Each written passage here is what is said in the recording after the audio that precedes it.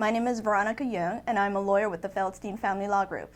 Today, let's talk about something I hear very often when many clients come in to meet me for initial consultation. A lot of times they tell me, "We're separating because he cheated on me. She did X, Y, and Z. I can't take it anymore. It's their fault the marriage is over."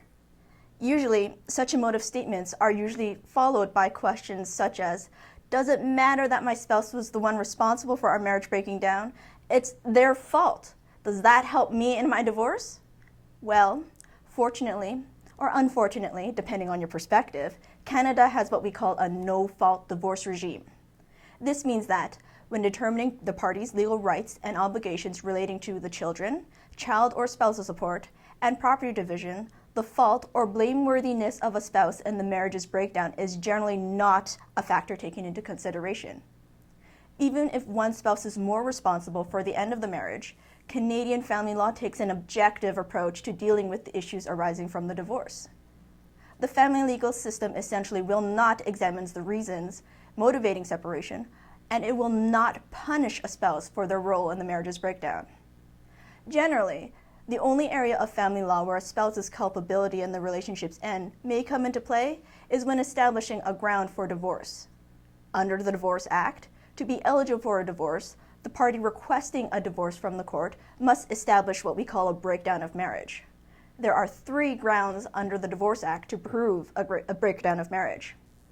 First, the most common of these grounds is that the parties have lived separate and apart for 1 year. To prove this ground, the parties simply need to demonstrate that they have been living separately for 1 full year, 1 full calendar year, or 365 days approximately. This requirement can be satisfied even if the parties continue living together in the matrimonial home, so long as they maintain separate lives and are not living as spouses.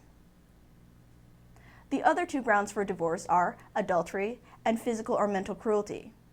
The main difference between claiming one of these 2 fault-based grounds versus living separate and apart for 1 year is that the 2 former options, the fault-based grounds, have the possibility of obtaining a divorce order in less than a year's time. However, claiming a divorce because of adultery or cruelty actually offers no other advantage as I mentioned earlier, under a no-fault divorce regime, the reasons for separation has no impact on the determination of the party's rights or obligations arising from the marriage. The party claiming divorce on these 2 fault grounds would have to establish evidence proving adultery or cruelty. This can be unnecessarily complicated and very costly. Furthermore, given the current backlog in the court system, having to establish evidence proving adultery or cruelty, along with addressing all the other divorce-related issues in your separation, can actually delay the resolution of your matter. For most people, it's far more efficient to simply go the route of living separate and apart. So, if you would like any further information regarding the grounds for divorce and/or obtaining a divorce order, please check out our other helpful videos and articles on our website, separation.ca.